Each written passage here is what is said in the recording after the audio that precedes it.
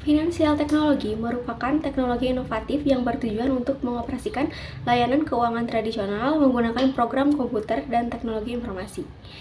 Inovasi Vintage adalah perusahaan induk yang ekosistem perusahaan vintage yang didedikasikan untuk memberikan manfaat penuh dari teknologi keuangan yang berkembang, seperti perbankan terbuka, penyelesaian pembayaran global, dan manajemen keuangan pribadi. Pentingnya transformasi digital dalam sektor keuangan. Yang pertama, standarisasi yang tinggi. Yang kedua, fungsi yang sangat otomatis. Yang ketiga, kinerja lebih cepat. Yang keempat, fungsi yang didorong oleh wawasan. Yang kelima, peningkatan pengalaman pelanggan dan karyawan. Dan yang terakhir adalah pengiriman layanan yang lebih baik.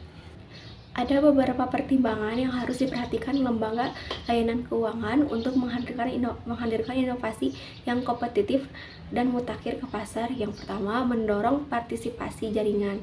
Yang kedua, dengarkan percakapan digital yang lebih baik.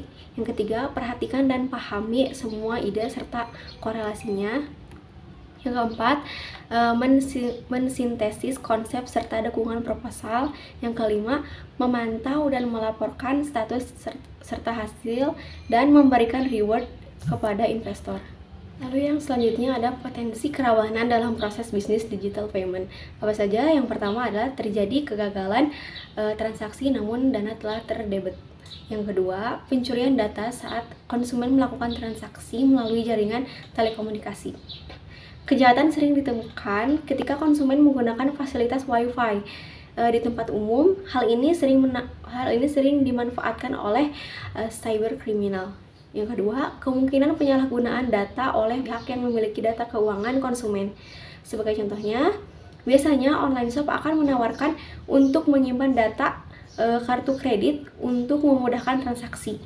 Selanjutnya, data tersebut dapat disalahgunakan oleh pihak lain untuk melakukan transaksi tanpa seizin konsumen. Dan yang terakhir, kode autentikasi dikirim ke nomor atau pengguna yang salah.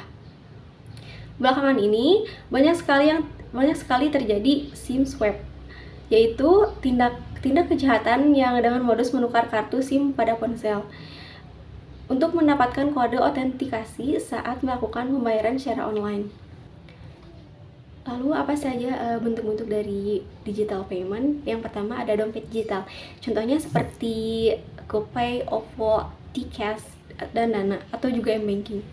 Lalu yang kedua ada manajemen kekayaan atau wealth management. Manajemen kekayaan merupakan suatu jasa pengelolaan keuangan dan kekayaan. Wealth management dapat bertindak sebagai manajer pribadi kamu.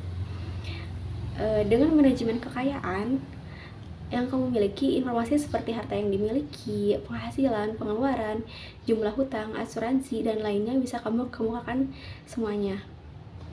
Yang selanjutnya ada peer-to-peer lending. Dalam peer-to-peer lending sendiri terdiri dari dua pinjaman. Yang pertama adalah pinjaman konsumtif atau yang biasa kita sebut sebagai pinjaman online, dan yang kedua adalah payday loan.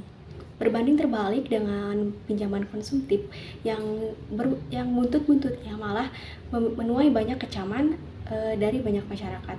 Nah, peer-to-peer lending berbasis pinjaman, usaha seperti Investri, Coinworks, maupun Akseleran malah menuai banyak komentar yang positif. Selanjutnya ada bank dan vintage. Apa saja? Yang pertama menggunakan data bank dan menganalisis secara holistik. Yang kedua, merancang secara terpadu dan tersegmentasi sesuai dengan pengalaman pada pelanggan.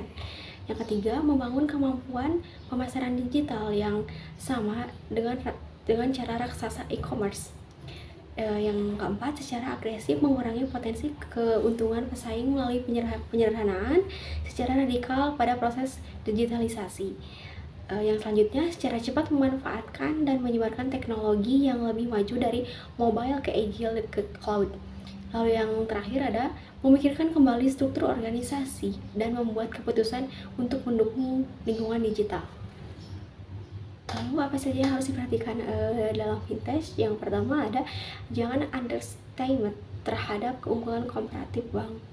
Menangkan kembali kepercayaan dengan jasa finansial yang aman berbasis web. Kesempatan untuk bank, keamanan IT yang kredibel, dan kerahasiaannya 100%. Lalu yang kedua, aplikasi analisis data yang mutakhir akan sangat penting.